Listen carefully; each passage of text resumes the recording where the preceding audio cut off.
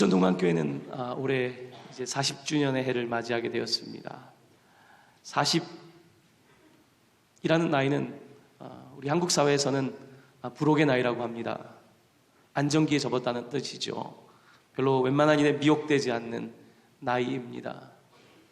40이라고 하는 것은 안정적이지만 또한 그 안정기가 어쩌면 쇠퇴기에 이를 수 있는 그런 시점이라고도 생각을 합니다. 성경에서 40이란 어떤 뜻일까요? 성경에서 40이라는 숫자는 주로 터닝 포인트, 어떤 전환이라고 하는 의미로 사용이 됩니다. 노아의 시대에 홍수가 40일 동안 주야로 있었습니다. 40일 동안 비가 온 지면을 덮습니다.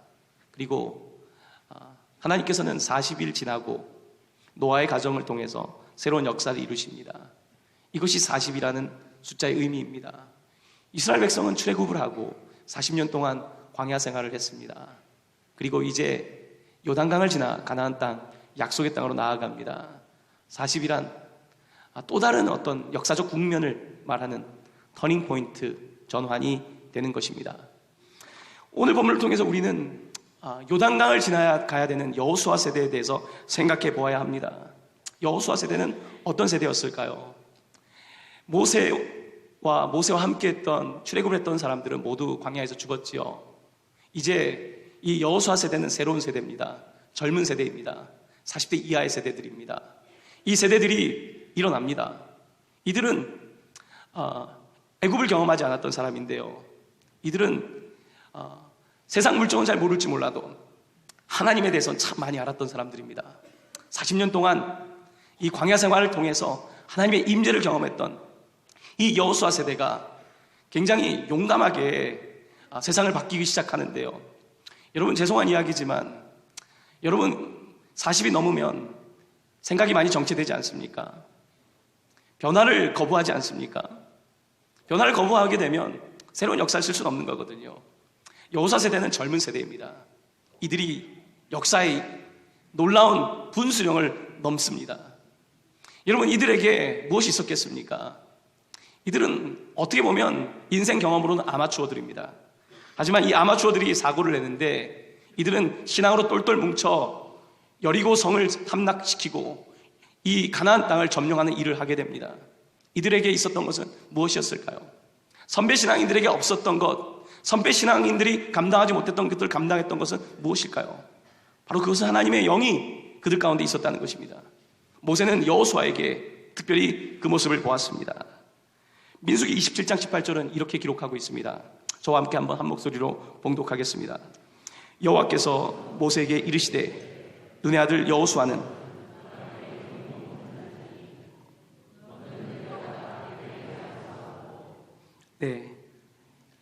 여호수아에게는 하나님의 영이 머물고 있었습니다.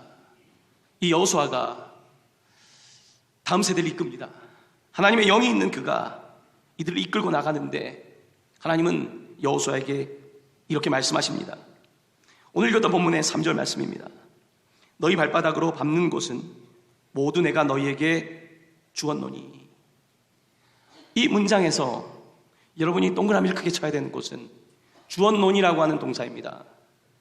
너희 발바닥으로 밟는 곳 아직 밟지도 않았습니다. 아직 요단강을 지나가지도 않았습니다. 그런데 너희 발바닥으로 밟는 곳은 모두 내가 너희에게 주었노니, 과거형으로 말씀하고 있습니다. 도대체 언제 주었다는 이야기일까요? 400년 전에 아브라함에게 주었다는 것입니다. 아브라함에게 소유권을 주었다는 것입니다. 그곳에는 아브라함의 아내 사라가 매장된 막벨라 굴이 있습니다. 그 땅이 있다는 것입니다. 하나님이 약속한 그 땅을 주었다. 이미 오너십을 바꿨다는 것입니다. 이미 그 땅은 하나님이 주인이신데, 모든 땅의 주인은 하나님이신데 하나님께서 그 땅을 주었다라고 말씀합니다. 자, 주었는데, 소유권이 있는데, 자, 이제 그 땅에 가서 그 땅의 사용권을 지라는 것입니다. 소유권이 있는데 그 땅에 가서 그 땅을 차지하라는 것입니다. 오늘 읽은 본문에는 차지하다, possess라고 하는 단어가 많이 사용되고 있습니다. 그 땅은 이미 소유권을 얻었지만 차지해야지 그 땅을 내가 사용할 수 있지 않겠습니까? 오늘 하나님께서는 여호수아에게 이미 소유권을 얻은 땅을 가서 차지하는 이 일을 감당해야 된다라고 말씀하고 있는 것입니다. 여러분, 이 땅은 어쩌면 이미 다른 원주민들이 있습니다. 7 족속들이 있습니다. 그 사람들이 사용하고 있습니다. 하지만 하나님께서는 소유권은 그들의 것이 아니라는 겁니다. 그들이 사용하고 있지만 그들을 몰아내고 너희들이 사용할 권리를 이미 주셨기 때문에 가서 그것을 사용하라는 것입니다. 여호수아서를 읽다 보면 우리는 흥미로운 사실을 발견하게 됩니다. 여호수아가 그 당대의 모든 땅을 다 얻었을까요? 그렇지 않습니다. 여호수아는 이미 그 당시에 나이가 많았습니다. 여호수아는 전쟁을 통해서 땅들을 하나씩 찾아가는데 땅을 다 차지하고 그가 죽은 게 아닙니다. 그는 12지파에게 땅을 분배해 줍니다. 아직 땅에 이방 사람들도 있고 아직도 여전히 빈 땅이 많은 거예요. 땅을 12구획으로 나눠주는 것입니다. 뭡니까? 소유권을 주는 거예요. 이 땅은 네 땅이니까 너네 지파가 가서 가지라는 겁니다. 이쪽 땅은 당신 지파의 소속이니까 가지라는 겁니다. 하나님께서 이미 소유권을 줬는데 그 땅을 차지하는 것은 각 지파의 몫이니까. 그리고 12지파가 모두 이 일을 함께 해야 된다. 12지파가 모두 이 땅을 소유하게 되면 비로소 안식이 온다. 여호수아서를 잘 읽어보면 그와 같은 말씀이 주를 이루고 있는 것을 보게 되는 것입니다. 이와 같은 흔적을 우리는 찾아볼 수 있습니다. 요셉의 후손인 에브라임과 므낫세 지파가 하루는 여호수아에게 와서 묻습니다. 우리 땅이 너무 적은 것 같습니다. 우리에게 땅을 좀 더 주십시오. 이때 여호수아는 말합니다. 저쪽에 산림이 많은 땅이 있는데, 삼림이 많은 땅이 있는데 그 땅을 너희들이 가서 그러면 개척해라. 여러분, 땅을 뺏어서 주는 게 아니라 땅이 부족하다고 하니까 저기 나무들이 많은 땅이 있는데 너희들이 가서 개척해라 라고 말합니다. 여러분, 여호수아와 함께 갈렙이라고 하는 약속의 땅에 들어갔던 또 하나의 인물인 갈렙, 그는 85세의 나이에 여호수아에게 가서 말합니다. 이 산지를 내게 주소서. 평지가 아니라 산지를 주시면, 달라는 것은 뺏어서 주는 게 아니라 이 산지를 내 땅으로 주시면 내가 가서 그 산지를 빼앗겠습니다. 이 산지를 주소서라고 말합니다. 여러분, 여호수아서는 우리에게 다 빼앗은 땅을 이야기하는 것이 아니라 여전히 있는 땅, 여전히 우리에게 열려져 있는 땅을 말하고 있는 것입니다. 그런 의미에서 여호수아서는 우리에게 흥미로운 주제를 던지고 있는 것입니다. 하나님은 우리에게 약속을 주신 것입니다. 약속은 하나씩 성취가 되는 것입니다. 그렇지 않습니까? 이 성취가 되는 과정 속에 우리가 있는 것입니다. 동방교회의 역사도 하나님의 약속의 일부이겠지요. 우리를 통해서 한국 땅에서 해야 될 일이 있으니까, 아니 열방을 위해서 해야 될 일들이 있으니까 하나님께서 우리를 선택하신 것이 아니겠습니까? 그렇다고 한다면 우리가 그 땅을 차지해야 되는데, 소유권은 주셨는데 그것을 차지해야 되는 것은 우리가 해야 될 몫이라는 것입니다. 사랑하는 성도 여러분, 소유권만 가지고 사용하지 않는다면 얼마나 어리석겠습니까? 내 IQ가 200 정도 되는데 사용하지 않았다면 얼마나 억울할 일이 되겠습니까? 내게 엄청난 음악적인 재능이 있는데 사용하지 않았다면, 내게 하나님께서 주신 다른 사람이 갖지 못한 특별한 재능이 있는데, 소유권은 있는데 사용하지 않았다면 얼마나 아쉽겠습니까? 오늘 하나님께서는 이스라엘 백성들에게 주었다는 것입니다. 이제 그 땅을 차지하라고 말씀하고 있는 것입니다. 사랑하는 성도 여러분, 믿음이란 내가 이 땅을 가지고 현재 있는 것이 아니라 그 땅을 주셨다는 것을 믿는 것입니다. 사랑하는 성도 여러분, 여러분에게는 그런 믿음이 있습니까? 하나님이 이것을 나에게 주셨다는 믿음이 있습니까? 이것이 내 소유권이라는 것을 믿음이 있습니까? 그렇다고 한다면 나아가십시오. 그 땅을 차지하십시오. 가만히 두지 마시고 빼앗으십시오. 세상에 빼앗기지 말고 그 땅을 차지하시기를 바랍니다. 이것이 성경이 우리에게 말하는 싸움인 것을 보게 됩니다. 그렇습니다. 예수님도 사실은 우리에게 이런 어떤 전투력을 가진 그리스도인에 대한 말씀을 하셨죠. 천국은 침노하는 자의 것이다.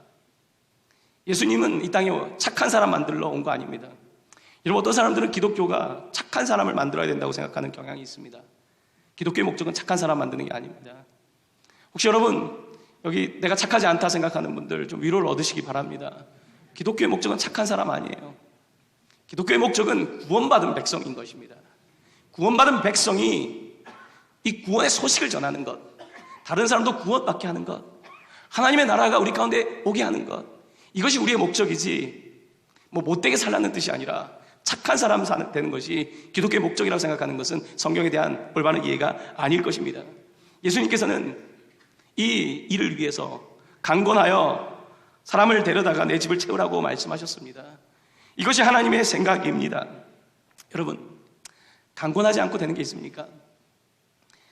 여러분, 자녀를 키울 때 나는 아이에게 자유를 주겠다, 무조건 방목하십니까? 방목으로 다 됩니까? 이런 교육이라고 하는 것은 사실 강요 아닙니까? 학교 가기 싫은 애를 학교 보내는 강요 아닙니까? 숙제하기 싫은 아이가 숙제하는 강요 아닙니까? 그걸 감당해야지 성인이 되었을 때 시간에 출근을 하게 되고, 그래야 직장에 가서 자기 맡은 일을 하지 않겠습니까? 강요 없이 되는 게 있겠습니까? 하지만 그 강요를, 불필요한 강요를 할 때에 사람이 스트레스를 받을 뿐, 여러분, 우리에게 있는 어떤 자유를 누리기 위해서는 강요가 필요한 것을 보게 됩니다. 저는 음악 잘하는 사람을 참 부러워합니다. 특별히 악기를 자유자재로 만드는 분들 보면 참 부럽습니다.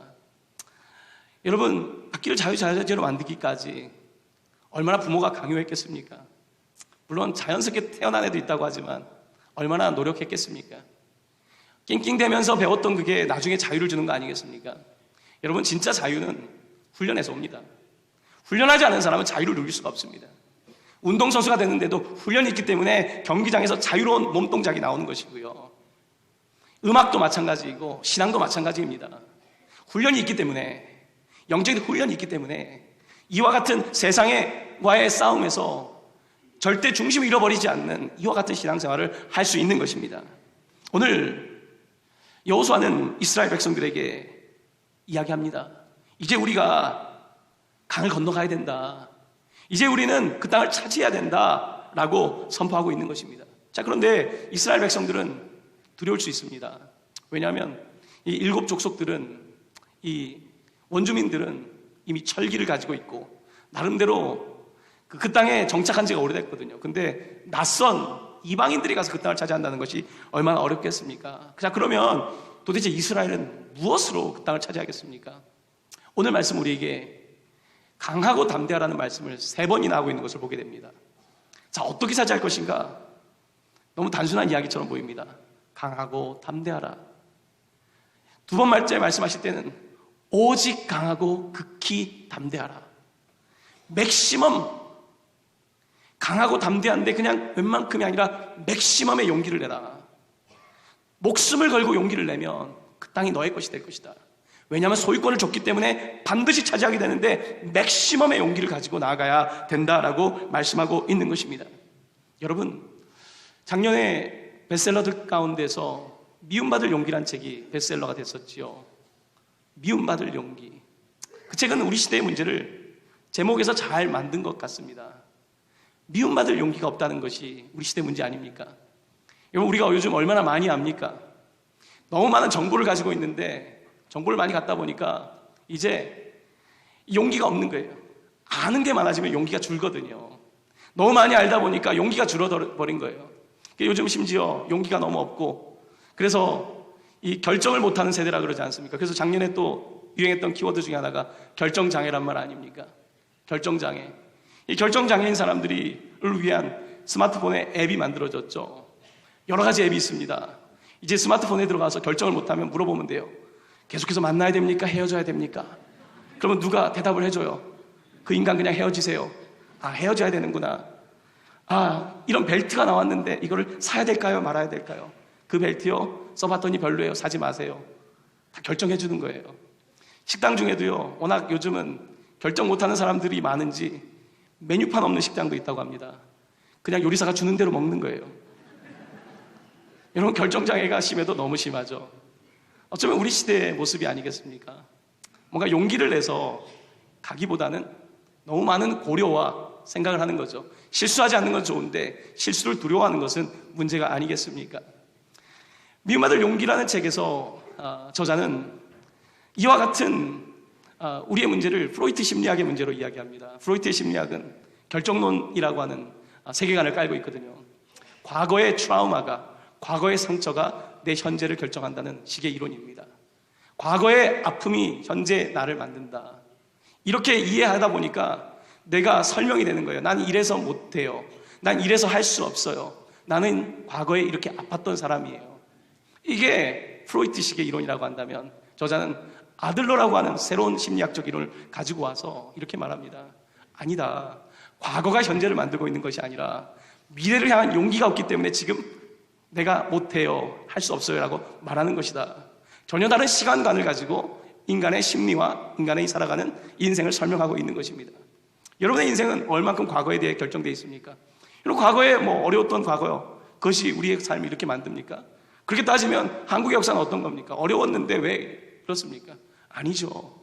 용기가 있었기 때문에 오늘이 있는 것 아니겠습니까? 어쩌면 우리 시대에 가장 필요한 것은 용기일 것입니다. 용기가 없는 시대에 무슨 일을 하겠습니까? 오늘 하나님은 여호수아에게 말씀하십니다. 용기를 내라는 겁니다. 용기. 오직 강하고 극히 담대하라. 맥시멈의 용기를 낼 수 있다면 반드시 그 땅을 차지하게 될 것이다. 이렇게 말씀하고 있는 것입니다. 사람의 차이는 무슨 차이일까요? 머리의 차이도 큰 것 같습니다. 공부를 해도 공부 안 되는 경우가 있지 않습니까? 근데 여러분, 공부 잘하는 사람이 꼭 잘 되나요? 제가 이번 주에 어떤 가정을 신방했는데 공부를 잘하는 사람이 성공하지 않는다는 것을 제가 뼈저리게 절감했거든요. 공부를 그렇게 안 잘했었거든요. 근데 정말 잘 살더라고요. 여러분, 공부, 머리의 차이가 다 차이는 아닙니다. 그럼 무슨 차이일까? 용기의 차이 아니겠습니까? 용기의 차이가 참 인생에 큰 차이를 만드는 것 같습니다. 얼마 전에 외국에서 공부하다가 잠시 들어온 청년이 찾아왔습니다. 영어 공부를 거의 안 한 상태였던 걸 알고 있고요. 가정이 이렇게 넉넉하진 않았습니다. 그런데 늘 제가 이제 도전하는 이야기를 할 때 그것을 마음에 받고 도전하러 나아갔습니다. 학비가 없는데 새벽 2시까지 외국에서 일을 하고 지금 이제 학부를 졸업할 나이가 됐습니다. 여러분, 돈이 없는 것입니까? 머리가 나쁜 겁니까? 아닙니다. 용기가 없는 것입니다. 용기가 없는 것, 과거의 문제 때문에 그런 것입니까? 프로이트식의 결정론입니까? 아닙니다. 내가 두려운 것입니다. 그 두려움 뒤에는 하나님에 대한 믿음이 부족하다는 것입니다.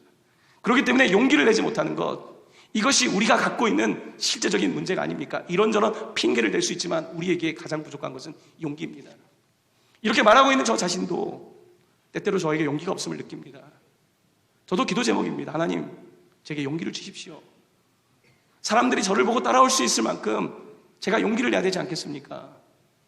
여러분, 부모님이 용기가 있어야 되지 않겠습니까? 그래야 자녀들이 따라갈 것 아니겠습니까? 먼저 여기서 직분자 되신 분들이 용기를 내야 되지 않겠습니까? 그래야 나중된 자들이 따라가지 않겠습니까? 그렇습니다. 우리는 이렇게 이제 여호수아서를 따라서 뭔가 새로운 전환점에서 용기를 내어 나가야 되는데, 자, 오늘 여호수아는 이제 하나님께서 주신 말씀을 붙잡고 이제 함께할 백성들에게 이렇게 선포합니다. 여호수아 1장 11절 말씀인데요, 저와 함께 한 목소리로 봉독하도록 하겠습니다. 양식을 준비하라. 사흘 안에 너희가 이 요단을 건너 너희 하나님 여호와께서 너희에게 주사 차지하게 하시는 땅을 차지하기 위하여 들어갈 것임이니라 하라. 아멘. 사흘 안에 떠난답니다. 이때 꼭 말하는 사람도 있습니다. 어떻게 사흘 안에 갑니까? 지금까지 40년 동안 광야에 있었잖아요. 또 얼마나 준비해야 됩니까? 사흘 안에. 이제 타임, 하나님의 때가 왔으니까 갑시다. 생각하고 실수를 줄이는 것도 중요하지만 실수를 줄이기보다 용감하게 나아가서 부딪히면서 합시다. 오늘 여호수아는 이렇게 말하고 있는 것입니다. 여러분, 우리가 살아가는 시대도 눈에 보이지 않는 싸움의 시대 아닙니까? 가치의 싸움 아닙니까? 어떤 가치가 이기느냐? 이 모든 문제는 영적 싸움 아니겠습니까? 우리는 이 땅을 살아가면서 영적 싸움을 하고 있는 사람들입니다. 우리는 이 땅을 살아가면서 하나님의 가치를 높이기 위해서, 세상의 가치가 아니라, 인간적인 가치가 아니라 하나님의 가치를 높이기 위해서 우리의 인생을 걸어가는 사람들 아니겠습니까? 에베소서 6장 12절은 우리의 싸움에 대해서 이렇게 기록하고 있습니다. 저와 함께 한 목소리로 봉독합니다.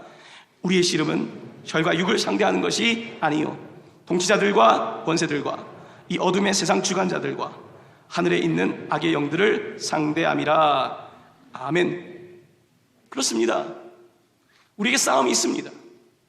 싸움을 하기 위해서 언제쯤이면 싸울 수 있겠습니까? 싸우려고 한다면 이제 준비하고 나가야 되는데, 영적 무장을 하고 전신갑주를 입고 나아가야 되겠는데, 과연 우리는 그와 같은 확신을 가지고 있습니까? 혹시 내가 걸림돌이 되고 있는 건 아닙니까? 내 경험을 이야기하면서 내가 인생을 살아보니까 안 되더라라고 말하고 있지는 않습니까? 내 지식을 가지고서 내가 공부를 해봤더니 안 된다고 말하고 있는 것은 아닙니까?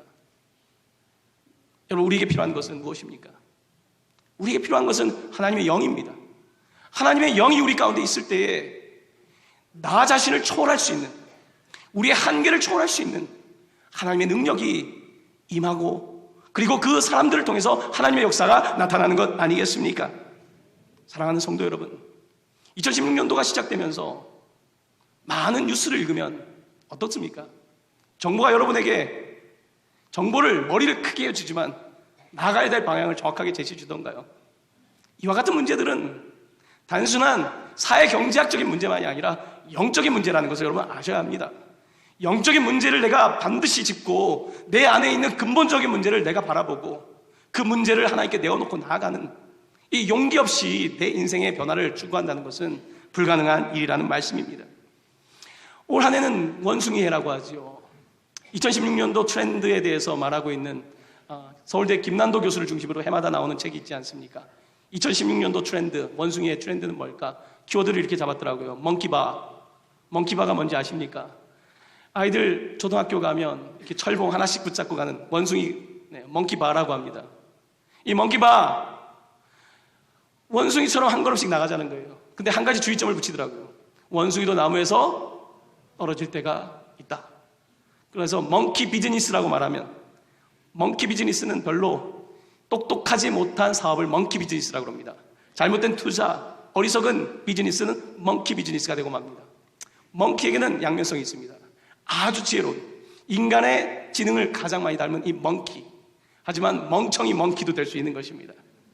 사랑하는 성도 여러분, 이제 창립 40주년을 맞이한 부천동강교회, 발을 좀 더 떼야 되지 않겠습니까? 손을 조금 더 강하게 붙잡고 나가야 되지 않겠습니까? 무브먼트가 필요합니다. 이동이 필요한 것입니다. 그냥 그 자리에 있는 것이 아니라 뭐라도 해보겠다는 이동이 필요한 것입니다. 그 일을 위해서 저희는 작년 한 해 준비했습니다. 학교를 네팔에 세우기 위해서, 여러분, 제가 네팔을 4-5번 가봤지만 제가 얼마나 알겠습니까? 하지만 제가 여러분께 보여주고 싶은 것은 first move입니다. first move. 첫 번째 움직임. 이동해야 합니다, 여러분. 첫 번째 이동을 할 수밖에 없습니다. 여러분께 도전을 드리는 것입니다. 제가 작년에 중독에 대한 부흥회를 하면서 또 하나의 말씀을 드리는 겁니다. 여러분, 병원에서도 고칠 수 없는 문제를 교회가 끌어안아야 됩니다. 그 이야기입니다. 중독의 문제, 알코올의 문제, 우리 자녀들이 겪을 중독의 문제, 교회가 끌어안아야 됩니다. 무브 하셔야 됩니다. 이 이야기입니다. 여러분, 앞으로 해야 될 것이 얼마나 많습니까? 네팔에만 학교를 세우면 한국 목사가 되겠습니까? 한국에도 학교를 세워야 되지 않겠습니까? 우리의 자녀들이 기독교 세계관을 가질 수 있는 학교가 필요하지 않겠습니까? 마음속에는 품고 있지만 어떻게 움직여야 될지, 용기를 내야 되겠는데 어떻게 용기를 내야 될지 늘 부족한 저 자신을 놓고 저도 기도하고 있습니다. 사랑하는 성도 여러분, 많은 사람들은 자기의 스토리를 써나가는 인생을 삽니다. 내 스토리, 마이 스토리 좋은 거죠. 하지만 하나님의 역사를 우리는 히스토리, 히즈 스토리라고 말합니다. 히스토리. 나의 스토리를 넘어서 히스토리, 그의 이야기를 써나가는 것이 인생의 목적이 아니겠습니까? 한평생 왔다 가면서 그저 내 삶의 이야기 쓴 것으로 인생을 마감하시겠습니까? 아니면 히즈 스토리, 히스토리를 써나가는 인생을 사시겠습니까? 저는 우리 모두가, 부천동강교회 성도 여러분 모두가 하나님의 구원의 히스토리를 쓰는 히스토리 메이커, 역사를 만드는 사람들로 살아가게 되기를 바랍니다. 2016년도 한 해 여러분의 사업과 여러분의 가정의 자녀와 또한 이 교회 공동체, 이 나라와 민족이 그저 정체된 자리에 있지 않고 하나님이 보여주시는 환상을 따라 놀라운 요단을 넘어가는 역사가 올 한 해 펼쳐지게 되기를 예수 그리스도의 이름으로 간절히 축원합니다. 아멘.